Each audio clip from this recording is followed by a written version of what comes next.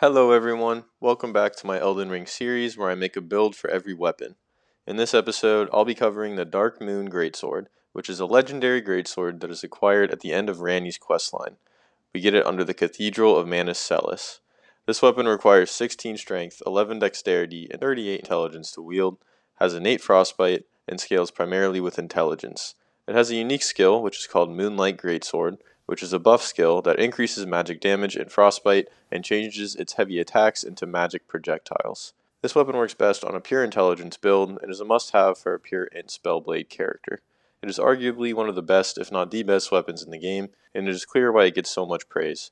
The skill buff lasts for a full minute, and during that time you can unleash powerful ranged projectiles at absolutely no FP cost with heavy attacks. These attacks do phenomenal magic damage and frost buildup, and can be charged as well. And surprisingly, these attacks also benefit off of the Shard of Alexander and the Godfrey icon, which is just the cherry on top. My playstyle leans heavily into these heavy projectile attacks, so I of course try to keep the skill buff active at all times so we can use them. They shine both at range and at point blank because if the weapon part hits an enemy as well, it does bonus damage and frostbite, making it versatile to any situation. The only minor downside is how long the animation takes, and you don't get hyper armor during it, so it's pretty easy to get staggered out of your attacks. The light attacks are also still very good. It's easy to forget about those when you have the flashy heavies overshadowing them, but light attacks are nice when you have shorter windows to attack. While the Dark Moon Greatsword is clearly the centerpiece of the build, I am also using the Carrion Regal Scepter in my offhand for casting some sorceries. This staff gets the best scaling at high intelligence levels, and it also boosts the damage of moon spells. Speaking of which, the first sorcery in my arsenal is Renala's Full Moon. This spell works great as an opening attack for tough fights because it can be cast from a safe distance, and when it hits, it deals good damage and also applies a debuff that makes enemies take more magic damage for a time. Next I have Glintstone Pebble, which is admittedly not the flashiest spell, but it is a perfect bread and butter sorcery for when you need something quick, cheap, and reliable.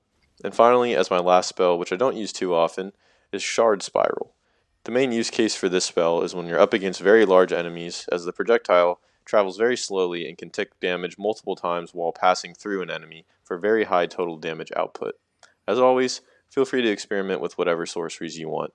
To reiterate though, I didn't focus as much on spells in this build, since the Dark Moon Greatsword really gives us more than enough range capability as is. For my stats, at level 150, I have 55 Vigor, 25 Minds, 22 Endurance, 16 Strength, 11 Dexterity, 80 Intelligence, and 10 Faith and Arcane. We actually have more than enough FP with this setup, since you really don't actually go through all that much during fights. I rarely needed to drink even a single blue flask.